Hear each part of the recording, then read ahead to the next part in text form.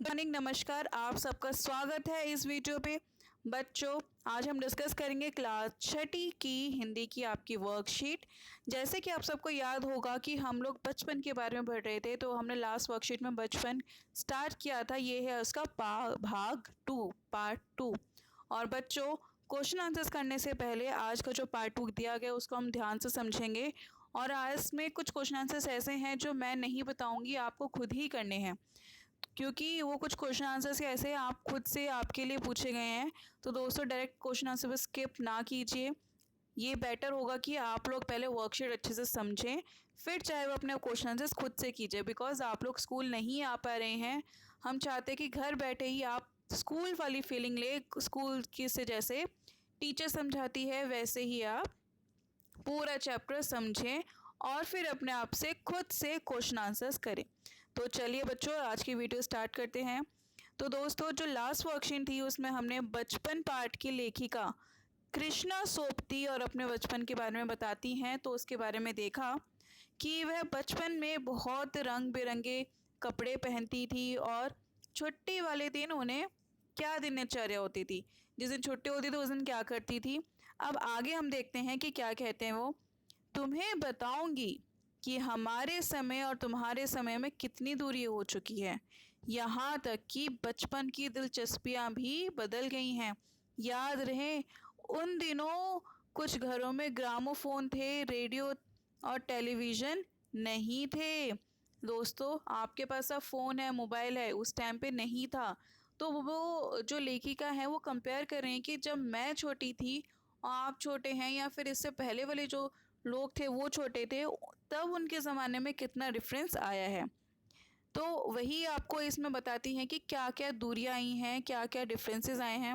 एक तो जैसे उन्होंने बताया कि कुछ ही घरों में ग्रामोफोन थे और रेडियो टेलीविज़न भी नहीं थे उस टाइम पे, क्योंकि उसके बाद रेडियो टेलीविज़न आया, उसके बाद फ़ोन, कंप्यूटर, लैपटॉप ये सब आया। तो उस टाइम पे ये सब नहीं थे। उनके बचपन में हमारे बचपन की कुल्फ़ी आइसक्रीम हो गई। मतलब जो हम वो कुल्फ़ी लेके समझते थे, आज हम किस से कुल्फ़ी नहीं यूज़ करते, वर्ड क्या करते हैं, हमें आइसक्रीम खानी है। कचौड़ी समोसा पेटीज़ में बदल गया। तो दोस्तों, आप लोग पेटीज़ खाते हैं ना, तो कचौड़ी समोसा उनके ज़माने में आता था, अब क्या मिलता है, पेटीज़। फिर उसके बाद जो शहतूत और फालसे और खसखस के शरबत, कोक और पेप्सी, इन सब के जो शरबत होते हैं, मतलब ये रियल फ्रूट्स के शरबत होते थे, ड्रिंक्स होती थी, बहुत ठंडी और बहुत हेल्दी होती थी। लेकिन अब उसकी जगह हम क्या पीते हैं, अनहेल्दी चीज़ें, जैसे कि कोको कोला, पेप्सी। ओके, उन दिनों कोक नहीं, लेमनेड, फिमेटो मिलती थी। शिमला और नई दिल्ली में बड़े हुए बच्चों को वेगन्स और डेविको रेस्टोरेंट की चॉकलेट और पेस्ट्री मज़ा देने वाली होती थी। हम भाई बहनों की ड्यूटी लगती शिमला मॉल से ब्राउन ब्रेड लाने के लिए। हमारा घर मॉल से ज़्यादा दूर नहीं था, एक छोटी सी चढ़ाई चढ़ के जाते थे और गिरजा मैदान पहुंच जाते। वहां से उतराई उतरते और मॉल पर। तो दोस्तों, अगर जैसे कि ये बता रही हैं, उनके लिए कम नहीं है, उनके लिए मतलब बहुत कम है। लेकिन आपको ये भी रास्ता बहुत ज़्यादा लगेगा, क्योंकि हम लोगों की हैबिट क्या रह गया है कि हम लोग कोई भी व्हीकल होता है, स्कूटी, कार, बस, ये सब यूज़ करके एक जगह से दूसरी जगह चले जाते हैं। लेकिन वो सोचिए, डेली अपने खाने का सामान इतने दूर से लेने जाते थे, उनको ये चीज़ फिर भी दूर नहीं लगती थी। आपको अगर डेली सुबह बोला जाए कि जाके बाहर से इतने दूर लेके आओ, आप नहीं जाओगे। तो ये भी आपके और उनके बचपन में अंतर है। फिर उसके बाद बताते हैं, कन्फेक्शनरी काउंटर पे बहुत अलग अलग तरह की पेस्ट्री और चॉकलेट की खुशबू बहुत मन भाती थी। हमें हफ्ते में एक बार चॉकलेट खरीदने की छूट थी। सबसे ज़्यादा मेरे पास चॉकलेट और टॉफ़ी का स्टॉक रहता था। मैं चॉकलेट लेकर खड़े खड़े कभी नहीं खाती थी। मैं क्या करती थी, घर जाकर साइड बोर्ड पर रख देती और रात को खाना खाने के बाद बिस्तर में लेटकर आराम से उसके मज़े लेकर चॉकलेट खाती थी। ठीक है दोस्तों, ये थी इनकी स्टोरी। तो चलिए, इनकी स्टोरी के बेसिस पे अब हम क्वेश्चन से सॉल्व करते हैं। लेखिका कृष्णा सोपती अपने बचपन में कौन कौन सी चीज़ें मज़ा लेकर खाती थी? क्या आप भी इन चीज़ों को खाते हैं? तो दोस्तों, इन्होंने नाम तो बहुत चीज़ों के बताए, जैसे कि कचौड़ी, समोसा, आइसक्रीम। लेकिन जो उन्होंने बताया इनको किस चीज़ में मज़ा आता था, वो कौन सी थी, चॉकलेट वाली, चॉकलेट और मतलब पेस्ट्री एंड चॉकलेट। इनको चॉकलेट एंड पेस्ट्री बहुत पसंद थी।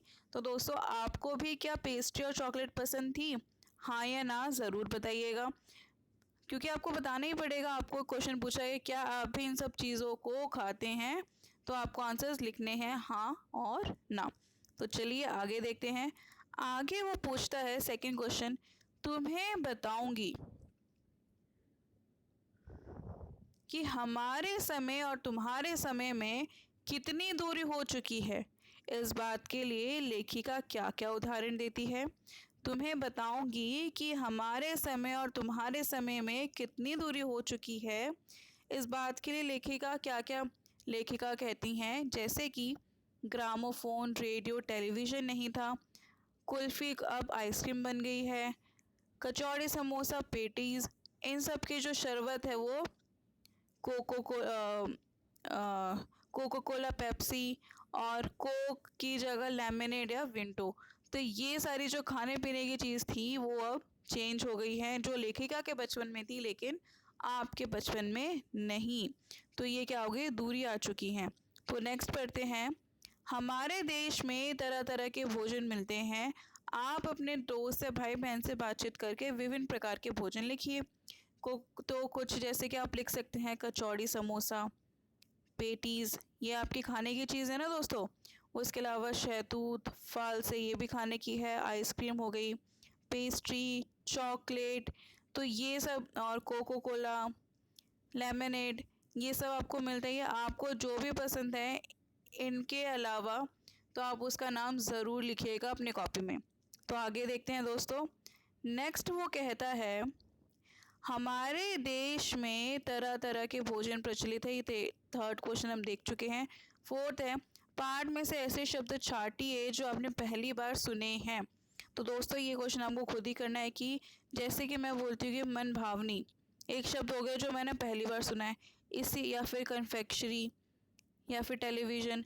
आपने जो भी शब्द पहली बार सुना है उसको आप देखकर इसमें या तो मार्क कर और जो क्वेश्चन दिए गए हैं क्वेश्चन में आंसर ज़रूर लिखिएगा।